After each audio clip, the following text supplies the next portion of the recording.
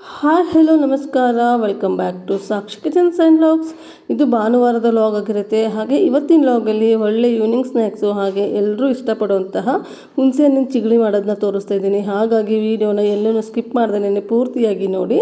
In case ಈ video ನಿಮಗೇನಾದರೂ ಇಷ್ಟ ಆದರೆ ಪ್ಲೀಸ್ ಲೈಕ್ ಮಾಡಿ, ಶೇರ್ ಮಾಡಿ, ಕಮೆಂಟ್ ಮಾಡಿ. ಹಾಗೆ ಇನ್ನೂ ಯಾರು ನನ್ನ ಚಾನಲ್ನ ಸಬ್ಸ್ಕ್ರೈಬ್ ಮಾಡಿಲ್ಲ ಪ್ಲೀಸ್ ಸಬ್ಸ್ಕ್ರೈಬ್ ಮಾಡ್ಕೊಂಡು ನೋಡಿ. ನಿಮ್ದೊಂದು ಸಬ್ಸ್ಕ್ರೈಬ್ ನನಗೆ ತುಂಬಾ ಇಂಪಾರ್ಟೆಂಟ್ ಆಗುತ್ತೆ. ಹಾಗೆ ಭಾನುವಾರ ಬೆಳಗ್ಗೆ ಸ್ವಲ್ಪ ಬೇಗನೆ ಕೆಲಸನೆಲ್ಲ ಮುಗಿಸ್ಕೊಂಡು ಇಲ್ಲಿ ನಮ್ಮಮ್ಮ ಹಪ್ಪಳದ ಮುದ್ದೆನೂ ಸಹ ರೆಡಿ ಮಾಡಿದ್ರು. ಇನ್ನು ಹಪ್ಪಳದ ಮುದ್ದೆನ ನಾನು ನನ್ನ ಅಮ್ಮ ಎಲ್ಲರೂ ಸೇರ್ಕೊಂಡು ಇಲ್ಲಿ ಒತ್ತುತ್ತಾ ಇದ್ದೀವಿ. ಈ ಥರ ಹಪ್ಪಳ ಮಾಡಬೇಕು ಅಂದರೆ ಏನಿಲ್ಲ ಅಂದರೂ ಒಂದು 4ರಿಂದ 5 ಜನನಾದರೂ ಬೇಕಾಗುತ್ತೆ, ಒಬ್ಬರಿಗೆ ಮಾಡೋದಕ್ಕಂತೂ ಆಗೋದಿಲ್ಲ. ಹಾಗಾಗಿ ಇಲ್ಲಿ ನಾನು ಬೇಗನೆ ಈ ಥರ ಒತ್ಬಿಟ್ಟು ಕೊಡ್ತಾಯಿದ್ದೆ. ಹಾಗೆ ಬೇಸಿಗೆ ಬಂತು ಅಂದರೆ ಇದು ಎಲ್ಲರ ಮನೆಯಲ್ಲೂ ಮಾಡುವಂತಹ ಕೆಲಸಗಳೇ ಆಗಿರುತ್ತೆ ಅಲ್ವಾ, ಹಪ್ಪಳ ಸಂಡಿಗೆ ಇದೆಲ್ಲ. ಹಾಗೆ ಈ ಸರಿ ನಮ್ಮಮ್ಮಂಗೆ ಇತ್ತಂತೆ ಹಪ್ಪಳ ಸಂಡಿಗೆ, ನನಗೆ ಮಾತ್ರ ಇಲ್ಲಿ ಮಾಡಿಕೊಡ್ತಾ ಇದ್ದಾರೆ. ಹಾಗೆ ನನಗೆ ಈ ಹಪ್ಪಳ ಮಾಡೋದಕ್ಕೆ ಅಂತೂ ಬರೋದೇ ಇಲ್ಲ ಮುದ್ದೆನ. ಅಂದರೆ ಒಂದೊಂದು ಸರಿ ಜಾಸ್ತಿ ನೀರು ಹಾಕಿಬಿಟ್ರೆ ತುಂಬ ತೆಳುವಾಗಿಬಿಡುತ್ತೆ, ಅದು ಹಪ್ಪಳನ ಒತ್ತೋದಕ್ಕೆ ಬರೋದಿಲ್ಲ. ಹಾಗಾಗಿ ಇಲ್ಲಿ ಬಂದಾಗಲೇ ನಾನು ನಮ್ಮ ಅಮ್ಮನ ಕಡೆ ಮಾಡಿಸ್ಕೊಂಡು ಹೋಗ್ತೀನಿ. ಇನ್ನು ನಾನು ಮಾಡ್ತಾಯಿದ್ದೆ ಅಂತೇಳ್ಬಿಟ್ಟು ಇಲ್ಲಿ ನನ್ನ ಮಣ್ಣನ ಮಗಳು ಸಹ ಕೂತ್ಕೊಂಡು ನಾನು ಯಾವ ಥರ ಮಾಡ್ತೀನಿ ಆ ಥರ ಮಾಡ್ತಾಯಿದ್ಲು. ಇನ್ನು ಅದೆಲ್ಲ ಮಾಡೋ ಅಷ್ಟರಲ್ಲಿ ಮಧ್ಯಾಹ್ನ 1 ಗಂಟೆ ಆಗಿತ್ತು. ಊಟನೆಲ್ಲ ಮುಗಿಸ್ಕೊಂಡು ಒಂದು 3 ಗಂಟೆ ಹಂಗೆ ಯಾಕೋ ಹುಂಚಿ ಚಿಗಳಿ ತಿನ್ನಬೇಕು ಅಂತ ಅನ್ನಿಸ್ತಾ ಇತ್ತು. ಹಾಗಾಗಿ ಇಲ್ಲಿ ಹುಂಚಿ ಚಿಗಳಿನ ಮಾಡ್ತಾಯಿದ್ದೀನಿ. ಇದೆಲ್ಲ ಎಲ್ರಿಗೂ ಇಷ್ಟ ಅಲ್ವಾ, ಈ ಥರ ಹುಂಚಿ ಚಿಗಳಿನ ಯಾರೆಲ್ಲ ತಿಂದಿದ್ದೀರಾ ಅಂತ ನನಗೆ ಕಾಮೆಂಟ್ ಸೆಕ್ಷನಲ್ಲಿ ಕಾಮೆಂಟ್ ಮಾಡಿ ತಿಳಿಸಿ. ನಾವಂತೂ ಇರುವಾಗ ಎಷ್ಟು ತಿಂತಿದ್ವಿ ಅಂದರೆ ಸಿಕ್ಕಾಪಟ್ಟೆ ಹುಣಸೆ ಹಣ್ಣಿನ ಚಿಗಳಿನ ತಿಂತಿದ್ವಿ. ಹಾಗೆ ಅಂಗಡಿಗಳಲ್ಲೆಲ್ಲ ಮಾರೋರು ಇದನ್ನು ಇವಾಗಲೂ ಸಹ ಮಾರ್ತಾರೆ, ಆದರೆ ಅವಾಗಿನ ಟೇಸ್ಟ್ ಅಂತ ಇವಾಗ ಬರೋದೇ ಇಲ್ಲ ನೋಡಿ.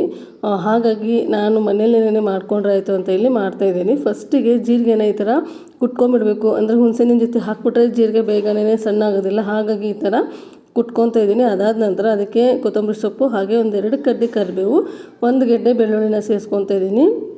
ಈ ಥರ ಕರಿಬೇವು ಹಾಗೆ ಬೆಳ್ಳುಳ್ಳಿ ಕೊತ್ತಂಬರಿ ಸೊಪ್ಪನ್ನ ಹಾಕಿದರೆ ಚಿಗಳಿ ಘಮ ತುಂಬಾ ಚೆನ್ನಾಗಿ ಬರ್ತಾ ಇರುತ್ತೆ. ಹಾಗಾಗಿ ಇದೆಲ್ಲ ಸೇರಿಸ್ಕೊತಾ ಇದ್ದೀನಿ. ಇದನ್ನು ಸಹ ಮೊದಲೆಲ್ಲ ನೀಟಾಗಿ ಇದನ್ನು ಈ ಥರ ಕುಟ್ಟಿಟ್ಕೊಂಡ್ಬಿಟ್ರೆ ಇನ್ನು ಇದನ್ನು ಈ ಥರ ತರಿಯಾಗಿ ಕುಟ್ಟಿಟ್ಕೊತಾ ಇದ್ದೀನಿ. ಕುಟ್ಟಿಟ್ಕೊಂಡಿರೋವಂಥದ್ದನ್ನ ಬೇರೆ ತಟ್ಟೆಗೆ ತೆಗೆದುಬಿಟ್ಟು ಇವಾಗ ಇದಕ್ಕೇನೆ ಒಂದು ಹಿಡಿ ಆಗೋಷ್ಟು ಹುಣಸೆಹಣ್ಣನ್ನು ಸಹ ಸೇರಿಸ್ಕೊಂಡು ನೀಟಾಗಿ ಇಲ್ಲಿ ಕುಟ್ಕೊತಾ ಇದ್ದೀನಿ. ಸ್ವಲ್ಪ ಹುಣಸೆಹಣ್ಣು ಕುಟ್ಟೋದಕ್ಕೆ ತುಂಬಾ ಟೈಮ್ ತೊಗೊಳುತ್ತೆ. ಹಾಗಾಗಿ ಇನ್ನು ಪೂರ್ತಿಯಾಗಿ ಇದನ್ನು ಈ ಥರ ಕುಟ್ಟಿದ ಮೇಲೆ ನಾವೇನು ಮೊದಲೇ ಕುಟ್ಟಿಟ್ಕೊಂಡಿದ್ವಿ ನೋಡಿ, ಜೀರಿಗೆ, ಕರಿಬೇವು ಹಾಗೆ ಕೊತ್ತಂಬರಿ ಸೊಪ್ಪು, ಬೆಳ್ಳುಳ್ಳಿ, ಅದನ್ನು ಸಹ ಸೇರಿಸ್ಕೊತಾ ಇದ್ದೀನಿ. ಹಾಗೆ ಇದಕ್ಕೆ ಬೆಲ್ಲ, ಉಪ್ಪು ಹಾಗೆ ಖಾರದ ಪುಡಿನ ಸೇರಿಸ್ಕೋಬೇಕಾಗುತ್ತೆ. ಹುಳಿ, ಉಪ್ಪು, ಸಿಹಿ ಇದೆಲ್ಲ ಒಂದೇ ಪ್ರಮಾಣದಲ್ಲಿ ನಾವು ಹಾಕಿದರೆ ಸೂಪರ್ ಟೇಸ್ಟಿಯಾಗಿರುತ್ತೆ ಈ ಹುಂಚಿ ಚಿಗಳಿ.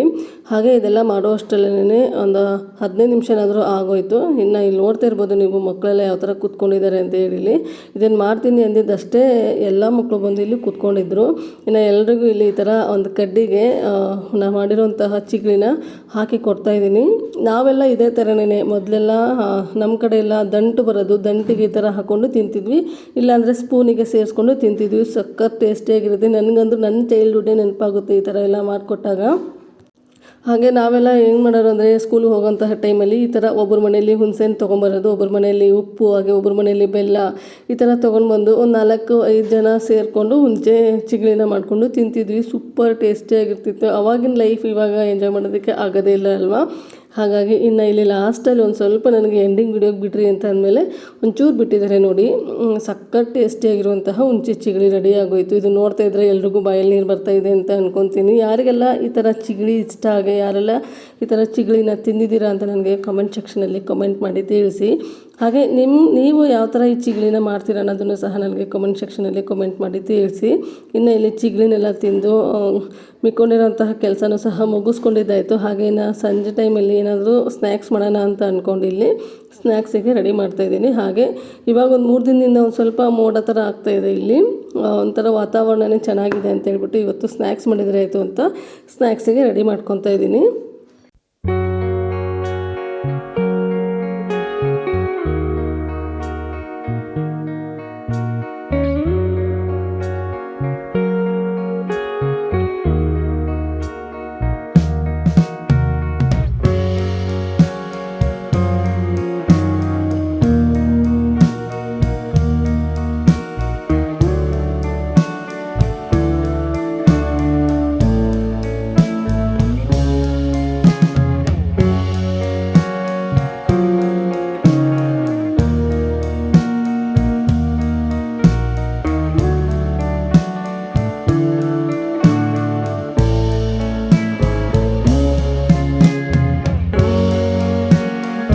ಇವತ್ತು ಈ ಸ್ನ್ಯಾಕ್ಸ್ನ ಯಾವ ಥರ ಮಾಡಿದ್ದೀನಿ ಅಂತ ನಿಮ್ಮ ಜೊತೆಗೆ ಶೇರ್ ಮಾಡ್ತಾಯಿದ್ದೀನಿ ನೋಡಿ. ಇಲ್ಲೊಂದು ಬಾಣಲೆ ತೊಗೊಂಡಿದ್ದೀನಿ. ಬಾಣಲೆಗೆ ಪೆಪ್ಪರ್ ಅವಲೇಕ್ ಬರುತ್ತಲ್ವ, ಅದನ್ನು ಜರಡಿ ಹಿಡಿದ್ಬಿಟ್ಟು ತೊಗೊಂಡಿದ್ದೀನಿ. ಅದಕ್ಕೆ ಇವಾಗ ಚಿಕ್ಕದಾಗಿ ಕಟ್ ಮಾಡಿ ಇಟ್ಕೊಂಡಿರೋಂತಹ ಈರುಳ್ಳಿನ ಸೇರಿಸ್ಕೊತಾ ಇದ್ದೀನಿ. ತುಂಬ ಚಿಕ್ಕದಾಗೇನು ಕಟ್ ಮಾಡೋವಂತಹ ಅಗತ್ಯತೆ ಏನಿಲ್ಲ, ಒಂಚೂರು ತಿನ್ನುವಾಗ ಬಾಯಿಗೆ ಸಿಕ್ಕರೆ ಸಾಕಾಗುತ್ತೆ. ಇನ್ನು ಅದ್ರ ಜೊತೆಗೆ ಇಲ್ಲಿ 2 ಸೌತೆಕಾಯಿನ ಈ ಥರ ತುರಿದ್ಬಿಟ್ಟು ಸೇರಿಸ್ಕೊತಾ ಇದ್ದೀನಿ. ಈ ಥರ ತುರಿದ್ಬಿಟ್ಟು ಸೇರಿಸ್ಕೊಳ್ಳಿ, ಸೂಪರಾಗಿರುತ್ತೆ. ಇನ್ನು ಅದಾದ ನಂತರ ಒಂದು ಹಿಡಿ ಆಗೋಷ್ಟು ಕಾಯಿ ತುರಿನ ಸಹ ಸೇರಿಸ್ಕೊತಾ ಇದ್ದೀನಿ. ಇದನ್ನೆಲ್ಲ ಸೇರಿಸ್ಕೊಂಡು ನೀಟಾಗಿ ಇದನ್ನು ಮಿಕ್ಸ್ ಮಾಡ್ಕೋಬೇಕಾಗುತ್ತೆ.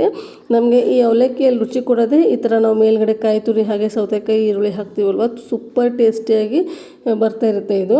ಇನ್ನು ಇದನ್ನೆಲ್ಲ ನೀಟಾಗಿ ಈ ಥರ ಮಿಕ್ಸ್ ಮಾಡಿದ ಮೇಲೆ ಇದಕ್ಕೆ ಚಿಕ್ಕದಾಗಿ ಒಂದು ಒಗ್ಗರಣೆ ಹಾಕ್ಕೋಬೇಕಾಗುತ್ತೆ. ಹಾಗಾಗಿ ಇಲ್ಲಿ ಒಂದು ಬಾಣಲಿ ಇಟ್ಕೊಂಡಿದ್ದೀನಿ. ಬಾಣಲಿಗೆ ಒಂದು 2ರಿಂದ 3 ಸ್ಪೂನ್ ಆಗೋಷ್ಟು ಎಣ್ಣೆನ ಸೇರಿಸ್ಕೊತಾ ಇದ್ದೀನಿ. ನೋಡಿ, ನೀವೇನಾದ್ರು ಅವಲಕ್ಕಿ ಜಾಸ್ತಿ ತೊಗೊಂಡಿದ್ರೆ ಜಾಸ್ತಿ ಎಣ್ಣೆನ ಸೇರಿಸ್ಕೋಬೇಕಾಗತ್ತೆ. ಅಂದರೆ ಜಾಸ್ತಿ ಅಂದರೆ ಕೈಗೆ ಅಂಟೋ ಥರ ಇರಬಾರ್ದು ಎಣ್ಣೆ.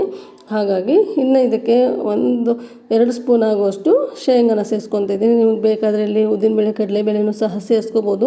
ನಮ್ಮ ಮನೇಲಿ ನಮ್ಮ ಅಪ್ಪಂಗೆ ತಿನ್ನೋದಕ್ಕಾಗಲ್ಲ ಅಂತೇಳಿ ನಾನು ಉದ್ದಿನಬೇಳೆ ಕಡಲೆಬೇಳೆನ ಸ್ಕಿಪ್ ಮಾಡಿದ್ದೀನಿ. ಇನ್ನು ಶೇಂಗಾ ಎಲ್ಲ ನೀಟಾಗಿ ಒಂಚೂರು ಫ್ರೈ ಆದ ನಂತರ ಇದಕ್ಕೆ ಜೀರಿಗೆ ಹಾಗೆ ಸಾಸಿವೆನ ಸೇರಿಸ್ಕೋಬೇಕಾಗುತ್ತೆ. ಜೀರಿಗೆ ಹಾಗೆ ಸಾಸಿವೆ ಚಿಟ್ಕೊಟ್ಟಿದ ನಂತರ ಕರಿಬೇವಿನ ಸೊಪ್ಪು ಹಾಗೆ ಹಸಿರು ಮೆಣಸಿನ್ಕಾಯಿನ ಚಿಕ್ಕದಾಗಿ ಕಟ್ ಮಾಡಿ ಸೇರಿಸ್ಕೊತಾ ಇದ್ದೀನಿ. ನೀವೇನಾದರೂ ಖಾರ ಇರೋಂತಹ ಮೆಣಸಿನ್ಕಾಯಿನ ಬಳಸ್ತಾ ಇದ್ದೀವಿ ಅಂದರೆ ಸ್ವಲ್ಪ ದಪ್ಪದಾಗಿನೇ ಕಟ್ ಮಾಡ್ಕೊಳ್ಳಿ.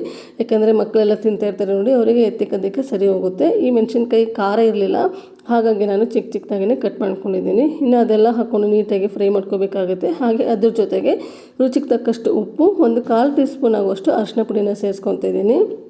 ಅದೆಲ್ಲ ಸೇರಿಸ್ಕೊಂಡು ನೀಟಾಗಿ ಇದನ್ನು ಮಿಕ್ಸ್ ಮಾಡ್ಕೋಬೇಕಾಗುತ್ತೆ. ಅದಾದ ನಂತರ ನಾವೇನು ಮೊದಲೇ ರೆಡಿ ಮಾಡಿ ಇಟ್ಟಿದ್ವಿ ನೋಡಿ ಅವಲಕ್ಕಿಗೆ ಮಸಾಲಾನ ಹಾಕಿ, ಅದಕ್ಕೆ ಇದನ್ನು ಇವಾಗ ಸೇರಿಸ್ಕೊಂಬಿಡೋಣ ಒಗ್ಗರಣೆನ. ಇದನ್ನು ಸೇರಿಸ್ಕೊಂಡು ನೀಟಾಗಿ ಮಿಕ್ಸ್ ಮಾಡ್ಕೋಬೇಕಾಗುತ್ತೆ. ಪೂರ್ತಿಯಾಗಿ ಅವಲಕ್ಕಿ ಏನು ವೈಟ್ ಇದೆ ಅಲ್ವಾ, ಅದು ಯೆಲ್ಲೋ ಕಲರ್ ಆಗಬೇಕು, ಆ ಥರ ಇದೆಲ್ಲ ಮಿಕ್ಸ್ ಮಾಡ್ಕೋಬೇಕಾಗತ್ತೆ. ಇನ್ನು ಇದು ಪೂರ್ತಿಯಾಗಿ ನಾನಿಲ್ಲಿ ಮಿಕ್ಸ್ ಮಾಡಿಕೊಂಡು ತೊಗೊಂಬಂದಿದ್ದೀನಿ ನೋಡಿ. ಲಾಸ್ಟಲ್ಲಿ ಇದಕ್ಕೆ 1/2 ಸ್ಪೂನ್ ಆಗುವಷ್ಟು ಸಕ್ಕರೆನ ಸೇರಿಸ್ಕೊಳ್ಳಿ. ಹಾಗೆ ಕೊತ್ತಂಬರಿ ಸೊಪ್ಪನ್ನ ಸಹ ಸೇರಿಸ್ಕೊಂಡು ಇನ್ನೊಂದ್ಸರಿ ಇದನ್ನು ಮಿಕ್ಸ್ ಮಾಡ್ಕೊತಾ ಇದ್ದೀನಿ. ಆದಷ್ಟು ಇದರ ಕೈಯಿಂದನೇ ಮಿಕ್ಸ್ ಮಾಡ್ಕೊಳ್ಳಿ. ಕೈಯಿಂದ ಅಡುಗೆ ನಾವೇನು ಮಿಕ್ಸ್ ಮಾಡ್ತೀವಲ್ವ, ಅದ್ರದ್ದು ರುಚಿ ತುಂಬಾ ಚೆನ್ನಾಗಿರುತ್ತೆ. ಇನ್ನು ಈ ಥರ ಮಿಕ್ಸ್ ಮಾಡ್ಕೊಂಡ ನಂತರ ನೋಡಿ, ಸಕ್ಕ ಟೇಸ್ಟಿಯಾಗಿರುವಂತಹ ಅವಲಕ್ಕಿ ರೆಡಿನೇ ಆಗೋಯಿತು. ಸಂಜೆ ಟೈಮಲ್ಲಿ ಏನಾದ್ರು ಸ್ನ್ಯಾಕ್ಸ್ ತಿನ್ನಬೇಕು, ಟೈಮ್ ಇಲ್ಲ ಅಂತ ಇರುತ್ತಲ್ವ, ಆ ಟೈಮಲ್ಲಿ ಈ ಸ್ನ್ಯಾಕ್ಸ್ನ ಮಾಡ್ಕೊಳ್ಳಿ, ಸೂಪರ್ ಟೇಸ್ಟಿಯಾಗಿರುತ್ತೆ. ಹಾಗೆ ಮಳೆ ಬರುವಂತಹ ಟೈಮಲ್ಲಿ ಈ ಸ್ನ್ಯಾಕ್ಸ್ನ ಫಟಾಫಟ್ ಅಂತ ಮಾಡಿಕೊಂಡು ತಿನ್ಬೋದು.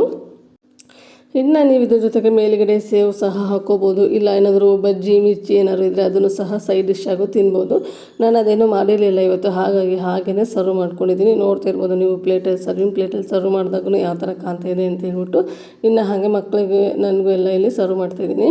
ನಮ್ಮ ಕಡೆ ಏನಂದರೆ ಆದಷ್ಟು ತಟ್ಟೆಯಲ್ಲಿ ಜಾಸ್ತಿ ನಾವು ಹಾಕ್ಕೊಂಡು ತಿನ್ನೋದಕ್ಕೆ ಹೋಗಲ್ಲ, ಅಂದರೆ ಪಾತ್ರೆ ತೊಳೆಯೋದು ಸ್ವಲ್ಪ ಕಷ್ಟ ಆಗುತ್ತೆ ಅಂತ ಹೇಳ್ಬಿಟ್ಟು. ಹಾಗಾಗಿ ಈ ಥರ ನ್ಯೂಸ್ ಪೇಪರ್ ಇರುತ್ತಲ್ವ, ನ್ಯೂಸ್ ಪೇಪರಲ್ಲೇ ಹಾಕಿ ಕೊಡ್ತೀವಿ ಮಕ್ಕಳಿಗೆ. ಇವತ್ತು ನಾನು ಅದೇ ಥರನೇ ಮಾಡ್ತಾಯಿದ್ದೀನಿ.